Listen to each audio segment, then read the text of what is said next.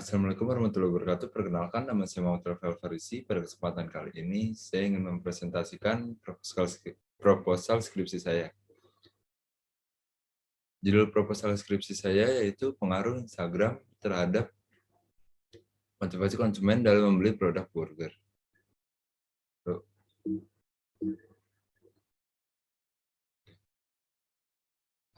Bab 1, pendahuluan. Latar belakang penelitian saya yaitu di era modern seperti saat ini, aktivitas manusia tidak dapat dilepaskan dari internet. Hampir seluruh aspek kehidupan manusia terhubung dengan internet. Untuk menjamin keamanan transaksi antara penjual dan pembeli, saat ini banyak sekali pemilik usaha yang menggunakan e-commerce untuk menjual produknya. Sedangkan untuk memasarkan produknya, saat ini banyak pelaku bisnis yang sedang beralih menggunakan media sosial.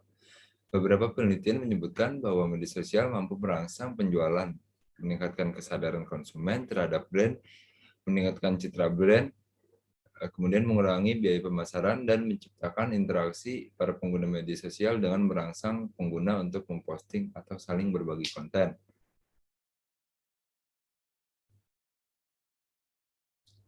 Kemudian ada batasan masalah. Bagaimana penggunaan Instagram sebagai media pemasaran dapat mempengaruhi motivasi konsumen dalam membeli produk burger. Penulis akan menganalisis sejauh mana pengaruh penggunaan Instagram sebagai media pemasaran terhadap motivasi konsumen dalam membeli produk burger, serta seberapa besar pengaruh media Instagram sebagai media pemasaran dalam mempengaruhi motivasi konsumen untuk membeli produk burger. Kemudian ada rumusan masalah. Dari penjelasan yang telah saya paparkan sebelumnya, saya merumuskan masalah penelitian sebagai berikut. Yang pertama, bagaimana pengaruh penggunaan Instagram sebagai media pemasaran terhadap pembeli produk burger. Kemudian, seberapa besar hubungan penggunaan Instagram sebagai media pemasaran terhadap motivasi konsumen dalam membeli produk burger. Kemudian ada tujuan penelitian berdasarkan masalah yang telah dirumuskan di atas. Tujuan penelitian ini adalah mengetahui pengaruh Instagram sebagai media pemasaran terhadap motivasi konsumen dalam membeli produk burger. Kemudian menjelaskan seberapa besar hubungan penggunaan Instagram sebagai media pemasaran terhadap motivasi konsumen dalam membeli produk burger. Kemudian ada manfaat penelitian. Adapun manfaat penelitian dalam penelitian ini yaitu ada manfaat akademis. Penelitian ini diharapkan dapat berkontribusi pada bidang komunikasi, khususnya bidang komunikasi pemasaran. Selain itu, penulis berharap penelitian ini dapat dijadikan acuan atau referensi untuk penelitian selanjutnya. Kemudian ada manfaat praktis. Penelitian ini diharapkan dapat membantu burger untuk mengembangkan usahanya, khususnya dalam hal pemasaran, agar mampu menggait pasar yang lebih luas dan meningkatkan keinginan konsumen untuk membeli produk burger, serta mampu berkompetisi dengan pelaku bisnis lainnya. Kemudian kita masuk bab 2, ada kajian pustaka. Penelitian terdahulu, penelitian yang dilakukan oleh Nur pada tahun 2018 menyatakan bahwa tren home decor yang sedang populer di Instagram berpengaruh pada motivasi konsumen dalam membeli produk home decor dari serat alam. Kemudian penelitian yang dilakukan oleh Hendriani dan Suri pada tahun 2020 menemukan bahwa penggunaan media sosial pada konsumen berpengaruh positif terhadap motivasi konsumen dalam mengkonsumsi produk fast fashion. Ya, oke. Kemudian ada teori dan konsep. Yang pertama ada pengertian bauran komunikasi pemasaran. American Association of Advertising Agencies pada tahun 1989 mendefinisikan bauran komunikasi pemasaran sebagai suatu konsep perencanaan komunikasi pemasaran yang menyadari adanya tambahan nilai dari perencanaan komprehensif yang mengevaluasi peran perencanaan dari berbagai disiplin komunikasi seperti periklanan umum. Kemudian ada alat-alat bauran komunikasi pemasaran. Dalam bauran komunikasi pemasaran terdapat beberapa elemen. yaitu sebagai berikut. Yang pertama ada advertising, direct marketing, kemudian sales promotions, public relations, sponsorship, dan personal selling. Kemudian ada teori bauran pemasaran atau peneliti teori. Salah satu faktor yang penting dalam bauran komunikasi pemasaran adalah bauran pesan atau kesesuaian antara elemen visual dan verbal yang digunakan di beberapa media. Elemen-elemen yang dimaksud meliputi slogan, simbol, atau frasa khusus. Kemudian ada perilaku konsumen. Perilaku konsumen dapat didefinisikan sebagai suatu proses dan kegiatan individu yang berhubungan dengan pencarian, pemilihan, pembelian, penggunaan, pengevaluasian, serta pembuangan suatu barang atau jasa agar dapat memuaskan kebutuhan dan hasrat mereka. Kemudian ada proses pengambilan keputusan konsumen. Proses pengambilan keputusan konsumen ini umumnya terdiri dari beberapa tahapan yang dilewati konsumen dalam membeli suatu barang atau jasa. Adapun tahapan-tahapan tersebut meliputi problem recognition, information search, alternative evaluations, purchase decision, dan post-purchase evaluation. Kemudian ada motivasi dalam proses pengambilan keputusan. Terdapat beberapa faktor yang mempengaruhi dalam proses tersebut, yaitu motivasi, persepsi, dan sikap konsumen. Motivasi merupakan proses psikologis dalam diri konsumen. Pada tahap awal proses pengambilan keputusan, pelaku pemasaran menyadari bahwa cara konsumen memandang masalah serta dorongan dalam diri konsumen untuk mengatasi masalah tersebut yang dapat berpengaruh pada tahapan selanjutnya. Oleh karena itu, untuk lebih memahami alasan yang mendasari pembelian konsumen.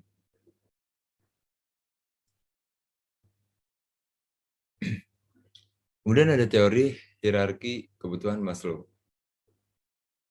Salah satu pendekatan yang digunakan untuk memahami motivasi konsumen didasari oleh teori klasik mengenai motivasi manusia yang dipopulerkan bertahun-tahun lalu oleh seorang psikolog, Abraham Maslow. Teori Maslow merupakan teori yang meliputi 5 tahapan dasar dari kebutuhan manusia berdasarkan kepentingan. Nah, ini tahapan-tahapan pada teori Maslow. Variabel penelitian, variabel bebas. Variabel bebas dalam penelitian ini adalah penggunaan Instagram sebagai media pemasaran. Kemudian variabel terikat pada penelitian ini motivasi konsumen dalam membeli produk burger. Kemudian ada hipotesis penelitian. H0 tidak terdapat pengaruh antara penggunaan Instagram sebagai media pemasaran terhadap motivasi konsumen dalam membeli produk burger.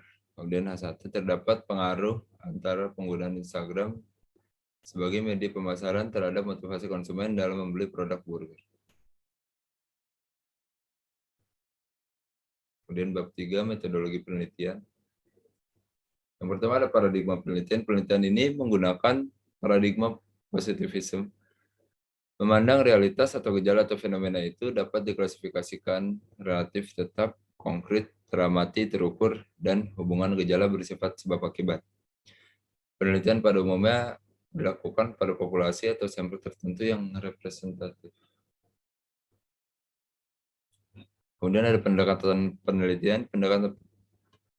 penelitian kuantitatif dapat diartikan sebagai metode penelitian yang didasari filsafat positivisme. Digunakan untuk meneliti pada populasi atau sampel tertentu. Pengumpulan data menggunakan instrumen penelitian, analisis data bersifat kuantitatif atau statistik dengan tujuan untuk menguji hipotesis yang telah ditetapkan. Kemudian ada unit analisis. Unit analisis menurut Ari Kunto adalah satuan tertentu yang diperhitungkan sebagai subjek penelitian. Dalam penelitian yang lain, unit analisis diartikan sebagai sesuatu yang berkaitan dengan fokus atau komponen yang diteliti. Unit analisis dalam penelitian ini adalah Instagram dan motivasi pembelian konsumen. Kemudian ada populasi dan sampel. Populasi dalam penelitian ini adalah seluruh followers di akun Instagram Burger, yaitu sebanyak 201 orang. Kemudian sampel pada penelitian ini, followers Instagram Burger berjenis kelamin laki-laki atau perempuan dengan umur 18 hingga 25 tahun.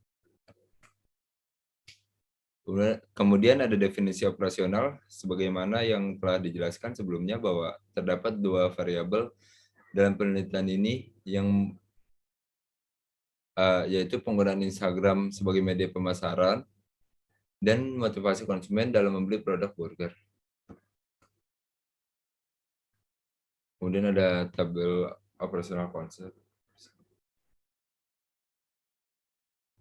Metode pengumpulan data. Teknik pengumpulan data merupakan langkah paling strategis dalam penelitian ini karena tujuan utama dari penelitian adalah mendapatkan data. Data dalam penelitian ini adalah data primer dan data sekunder. Data primer merupakan sumber data yang langsung memberikan data kepada pengumpul data, sedangkan data sekunder adalah sumber sekunder merupakan sumber yang tidak langsung memberikan data kepada pengumpul data. Data primer dalam penelitian ini diperoleh melalui kuesioner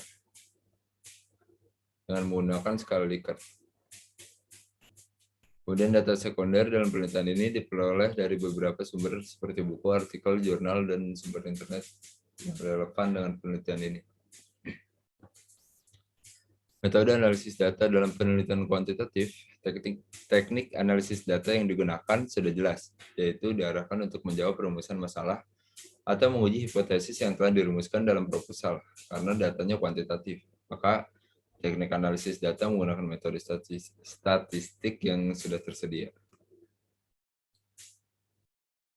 Uji reliabilitas dan uji validitas. Uji reliabilitas dalam penelitian ini dilakukan dengan menghitung nilai Cronbach alpha. Pengambilan keputusan yaitu jika nilai Cronbach alpha lebih dari 0.6, maka instrumen penelitian dapat dikatakan reliable. Jika nilai Cronbach alpha kurang dari 0.6, maka dapat dikatakan instrumen penelitian tidak reliable. Uji validitas dilakukan dengan membandingkan hasil R hitung dengan R tabel, yang mana pengambilan keputusannya adalah jika nilai R hitung lebih besar dari R tabel, berarti instrumen penelitian dapat dikatakan valid. Namun jika R hitung lebih kurang dari R tabel, maka dapat dikatakan instrumen penelitian tidak valid. Uji korelasi Sperman-Rang. Dalam penelitian ini bentuk datanya adalah ordinal. Oleh karena itu, analisis data yang digunakan adalah korelasi Sperman-Rang.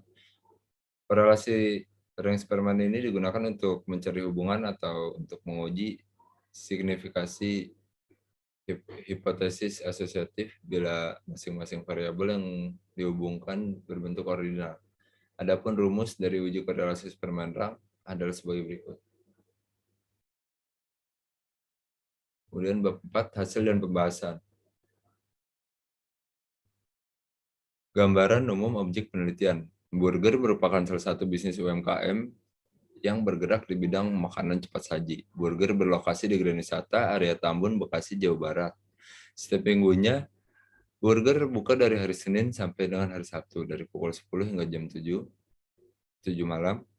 Burger menyediakan layanan pesan antar dengan menggunakan Gojek atau untuk mempermudah transaksi. Burger menyediakan pembayaran melalui transfer bank, melalui Bank BCA dan Mandiri, dan melalui aplikasi dompet digital seperti OVO, GoPay, dan Link Aja. Instagram Burger. Untuk membantu memasarkan produk ya, Burger menggunakan aplikasi media sosial Instagram dengan nama akun @burger. Saat ini, akun Instagram Burger telah memiliki 204 pengikut atau followers. Melalui akun Instagramnya, Burger membagikan foto dan video yang memuat informasi-informasi tentang burger. Berikut ini adalah tampilan dari Instagram Burger.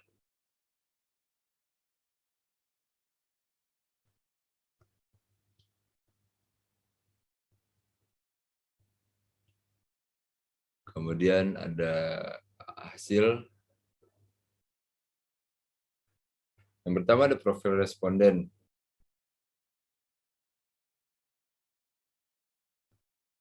Nah, berdasarkan tabel di atas diketahui sebanyak 6 responden berusia 19 tahun, kemudian sebanyak 9 responden berusia 20 tahun, sebanyak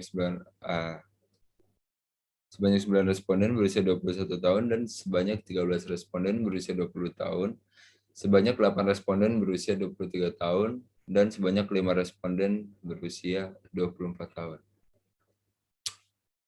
Tempat tinggal. Berdasarkan tabel di atas, diketahui sebanyak 2 responden bertempat tinggal di Jakarta, sebanyak 1 responden bertempat tinggal di Depok, sebanyak 48 responden bertempat tinggal di Bekasi, dan sebanyak 0 responden bertempat tinggal di Bogor.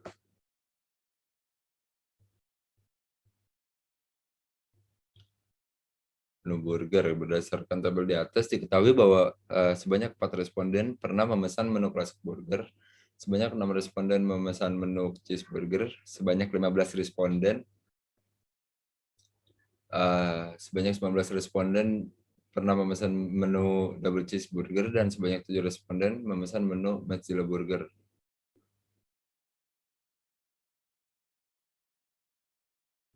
Total pembelanjaan produk burger. Berdasarkan tabel di atas, diketahui sebanyak 7 responden menghabiskan 20 hingga 40 ribu ketika membeli produk burger. Kemudian sebanyak 27 responden menghabiskan 40 hingga 80 ribu ketika membeli produk burger.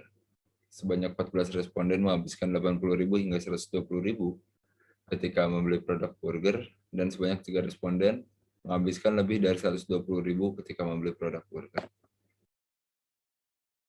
Frekuensi pembelian produk burger. Berdasarkan tabel di atas, diketahui sebanyak 8 responden membeli produk burger kurang dari 2 kali. Kemudian sebanyak 23 responden pernah membeli produk burger 2 hingga 3 kali. Kemudian sebanyak 15 responden membeli produk burger 4 hingga 5 kali, dan sebanyak 5 responden membeli produk burger lebih dari 5 kali. Analisis deskriptif variabel Instagram X. Berdasarkan tabel di atas, diketahui nilai rata-rata untuk butir pernyataan 1 adalah 4.31. Nilai rata-rata untuk butir pernyataan 2 adalah 4.35. Nilai rata-rata untuk butir pernyataan 3 adalah 4.33. Nilai rata-rata untuk butir pernyataan 4 adalah 4.35. Nilai rata-rata untuk butir pernyataan 5 adalah 4.35. Nilai rata-rata untuk butir pernyataan 6 adalah 4.39. Nilai rata-rata untuk butir pernyataan 7 adalah 4.33. Nilai rata-rata untuk butir pernyataan 8 adalah 4.35. Nilai rata-rata untuk butir pernyataan 9 adalah 4.35. Dan nilai rata-rata untuk butir pernyataan 10 adalah 4.29.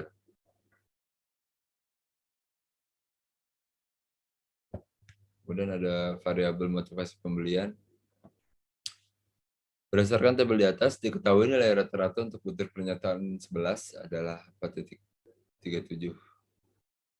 Nilai rata-rata untuk butir pernyataan 12 adalah 4.49. Nilai rata-rata untuk butir pernyataan 13 adalah 4.29. Nilai rata-rata untuk butir pernyataan 14 adalah 4.31. Dan nilai rata-rata untuk butir pernyataan 15 adalah 4.52.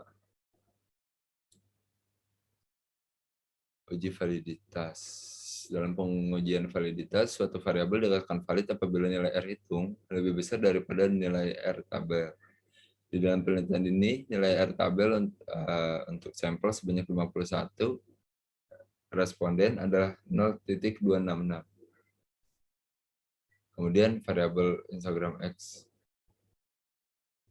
Berdasarkan tabel di atas, diketahui nilai R hitung pada variabel Instagram memiliki nilai yang lebih besar daripada nilai R tabel, yaitu sebesar 0.266. Oleh karena itu dapat dikatakan variabel Instagram pada penelitian ini bernilai valid. Kemudian ada variabel motivasi pembelian. Berdasarkan tabel di atas, diketahui nilai R hitung pada variabel motivasi pembelian memiliki nilai yang lebih besar daripada nilai R tabel. Oleh karena itu dapat dikatakan variabel motivasi pembelian dalam penelitian ini bernilai valid. Dan uji reliabilitas. Dalam pengujian reliabilitas, suatu variabel dikatakan reliable apabila nilai R alfa lebih besar daripada nilai R kritis, yaitu 0.600. Variabel Instagram X. Berdasarkan tabel di atas, diketahui nilai reliabilitas pada variabel Instagram adalah 0.818. Nilai ini lebih besar daripada nilai R kritis sebesar 0,600. Oleh karena itu, variabel Instagram dalam penelitian ini dapat dikatakan reliable. Variabel motivasi pembelian berdasarkan tabel 4.12 di atas diketahui nilai reliabilitas pada variabel Instagram adalah 0,628. Nilai ini lebih besar daripada nilai R kritis besar 0,600. Oleh karena itu, variabel Instagram dalam penelitian ini dapat dikatakan reliable. Korelasi Range-Spearman. Dalam melakukan uji korelasi Range-Spearman, pengambilan keputusan dilakukan dengan mengacu pada indikator berikut ini. Yang pertama nilai koefisien korelasi sebesar 0,00 hingga 0,25 menandakan hubungan yang sangat lemah.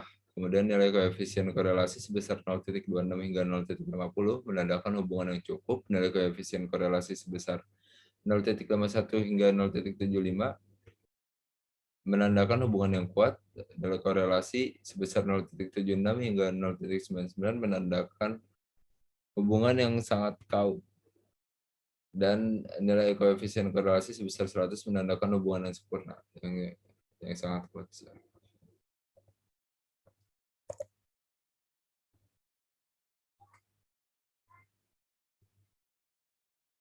Nah, ini ada tabelnya. Berdasarkan tabel ini diketahui nilai koefisien korelasi untuk variabel Instagram X dan variabel motivasi pembelian Y adalah sebesar 0,644.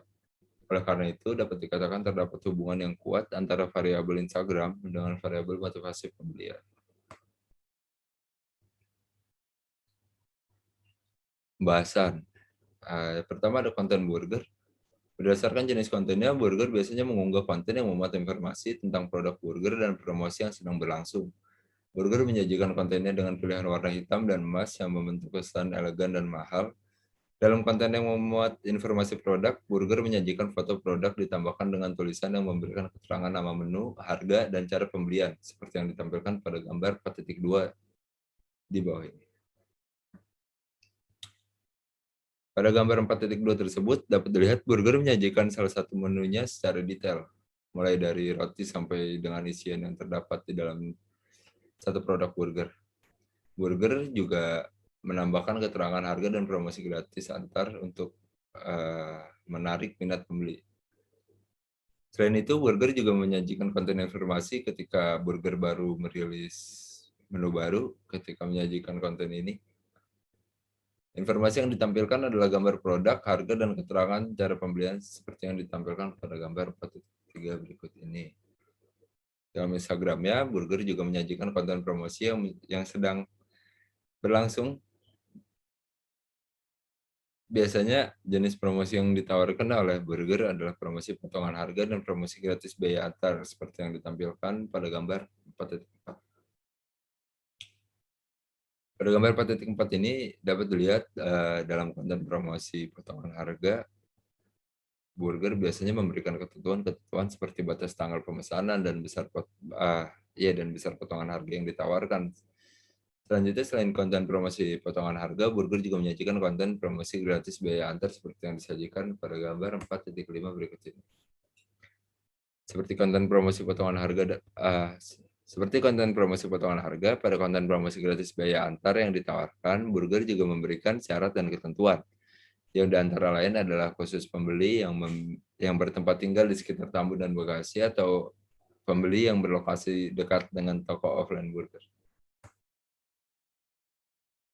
Pengaruh penggunaan Instagram terhadap motivasi pembelian produk burger. Dalam penelitian ini, motivasi pembelian konsumen diukur berdasarkan model piramida kebutuhan Maslow, yang terdiri dari kebutuhan fisiologis, kebutuhan akan rasa aman, kebutuhan sosial dan kasih sayang, kebutuhan akan penghargaan, dan kebutuhan aktualisasi diri.